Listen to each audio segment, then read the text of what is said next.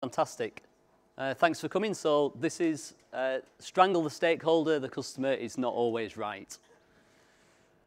So who am I? Quick. I'm Neil Procter. I've worked for end users, large SIs, small SIs, most recently with Hive, doing a lot of kind of CRM / Internet of Things stuff, mainly Salesforce. And on the side at the moment, creating a new company called Tessellate, which takes a lot of the learnings from Hive around Salesforce, creating enterprise CRM platforms, and also Internet of Things and the transition from products to services. So doing quite a lot of stuff at the moment.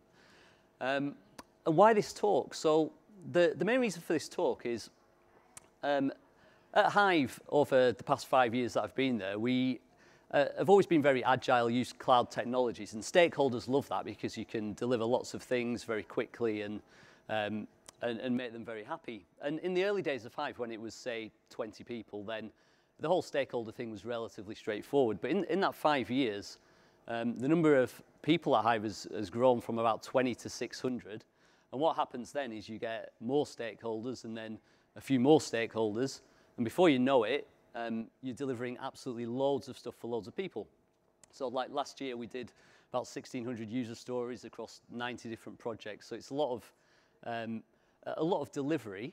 And I think the question comes at a certain point is, you know, we can deliver all this stuff and deliver it on time, but actually, are we working on the right things? Are the stakeholders actually asking us for the right things to provide business value? So at Hive, I have a lot of conversations with stakeholders where they want something and I would question the business value of it. And this kind of goes around in circles a little bit. So that's really where the title of the talk came from. So definition of a stakeholder. So there's two that are online. One is to do with gambling, which in some cases, some stakeholders you could say is valid.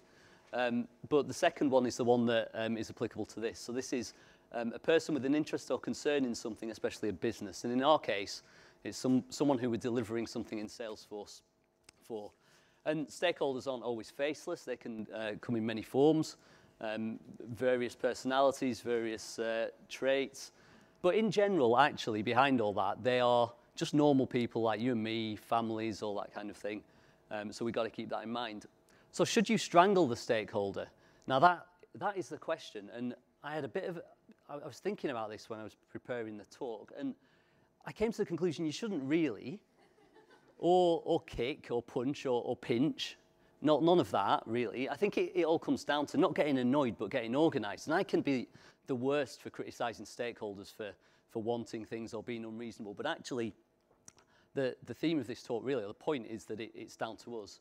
So I'm going to cover three main themes here. The first one is truth. The second one is decisions. And the third one, allies. And I think if we get all this right, then it really helps in our interactions with stakeholders. So truth.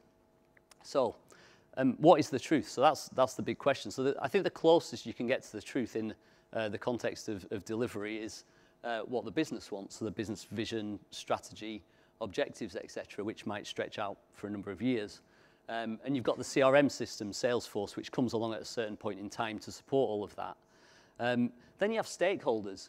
And stakeholders through the life of a system, actually, if you look at the life of a CRM system and the turnover of stakeholders, they are actually quite temporary in nature, especially when in the modern world where people change jobs quite often. So I think it's very important in terms of our job that we make sure we at least align with the business vision, objectives, etc. The stakeholders should, but it's not always the case. So I think we need to be very close to that and to be looking further ahead and always keep that in mind with our conversations with stakeholders to make sure that we're not just delivering something a stakeholder wants, we're delivering that, but also something that that thing relates to the actual long-term objectives of the business. And the two aren't always the same thing. Now, when I'm talking to stakeholders, there's quite often challenges or claims that are made in terms of requirements, etc., which don't quite stack up. And there's kind of three parts to this. So the first one's legal. So quite often a stakeholder will come to me and say, this needs to be implemented because it's a legal requirement. And actually, I would say probably 80% of cases, that's not actually quite true. They're coming to me with a solution rather than a requirement.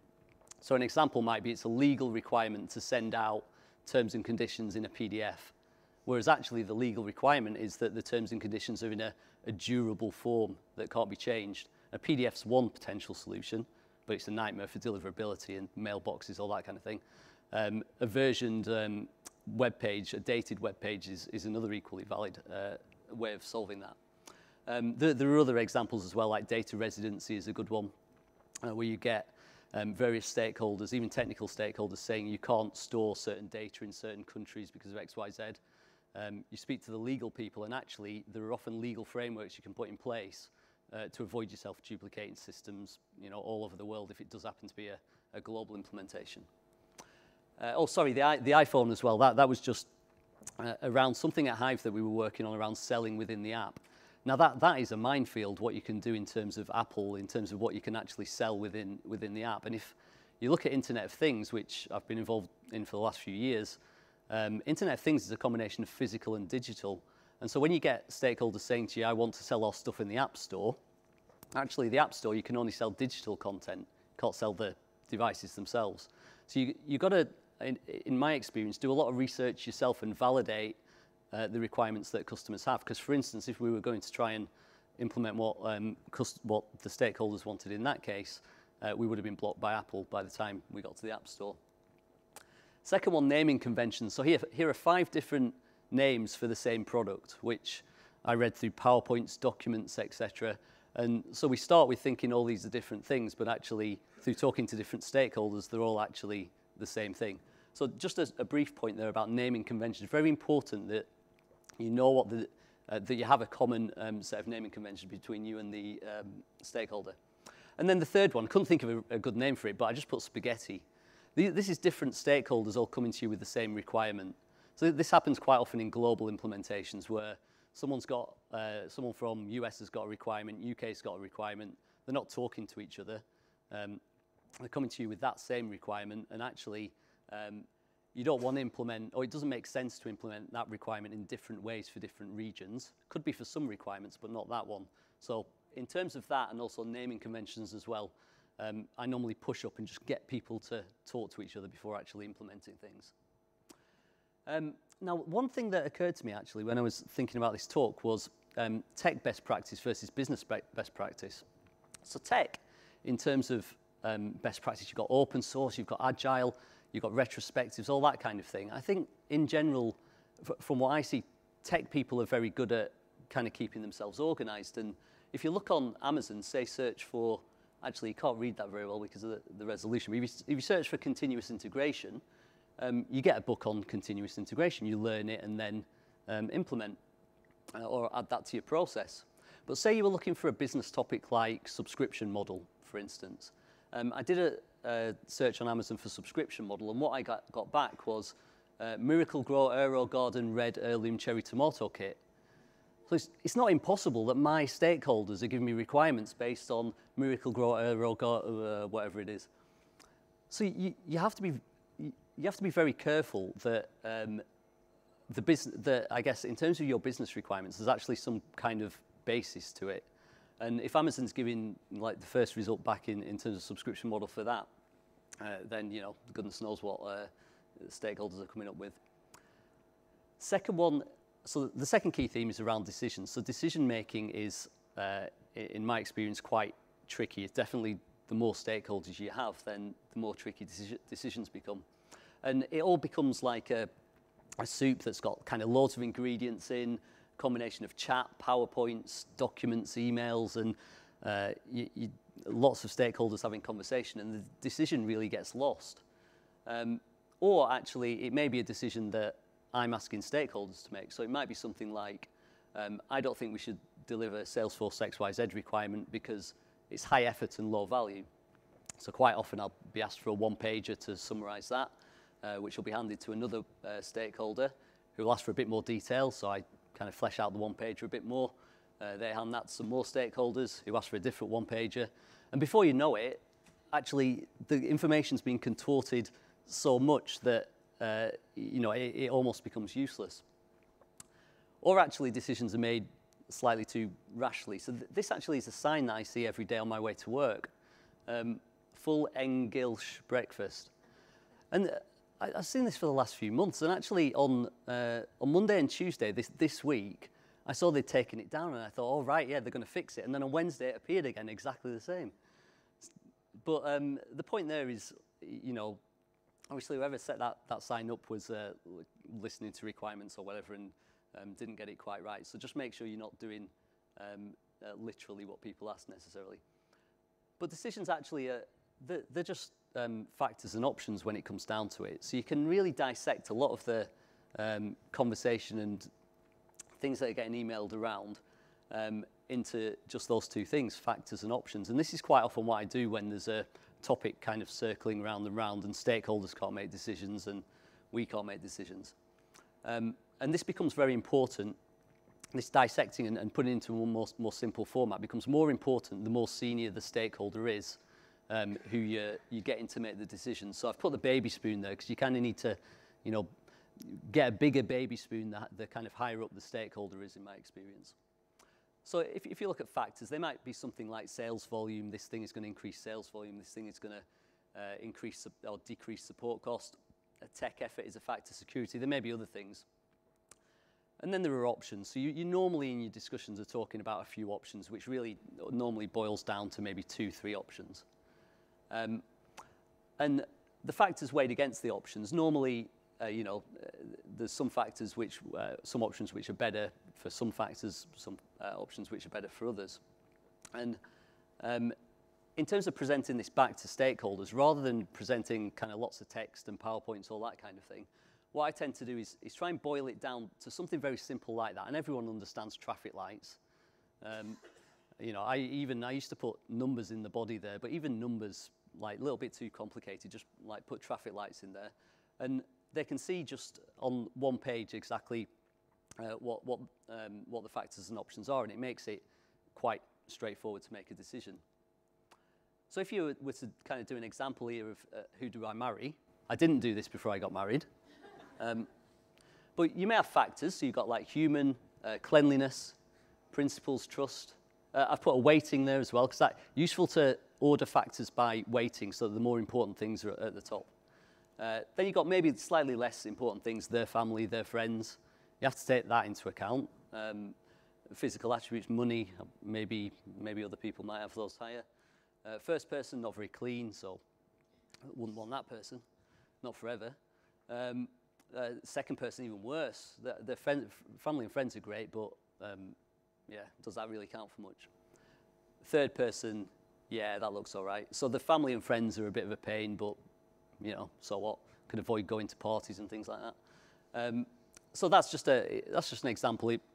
If you were to do that, and actually, if it was your choice only, actually in business, there's the conversation between you and the stakeholder, but then there's obviously the business objectives as well, which are a kind of third element that you really need to take into account. So that's a little bit of a false example, but just, you know, example of the technique itself.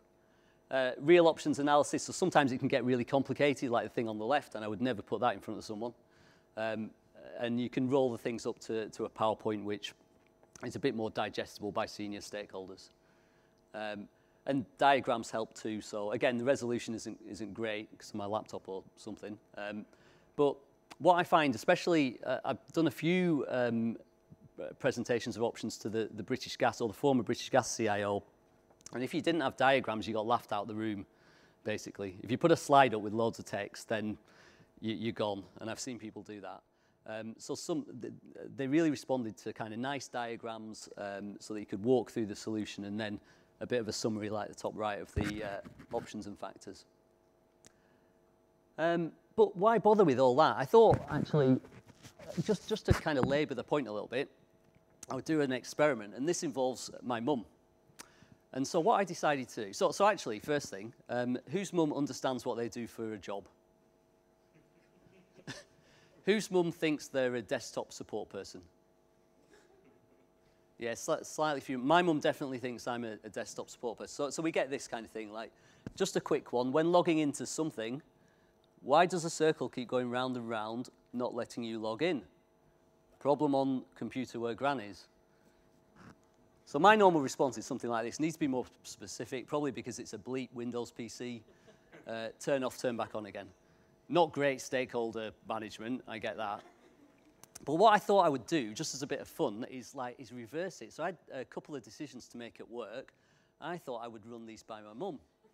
So the first one, you might not be able to read it, but I'll read a bit of it. Today at work, we were talking about the best way to integrate with the supply chain system. Either pass it order ID and source, or number 2, blah, blah, blah. And she got back to me, are you taking the mickey? So I pressed anyway. I pressed, no, choose one, please.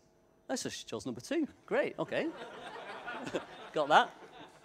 Next one, cheers. Next one is, need to send a couple of emails from a direct energy domain, journey builder, or should we authenticate the domain or do some FTP thing?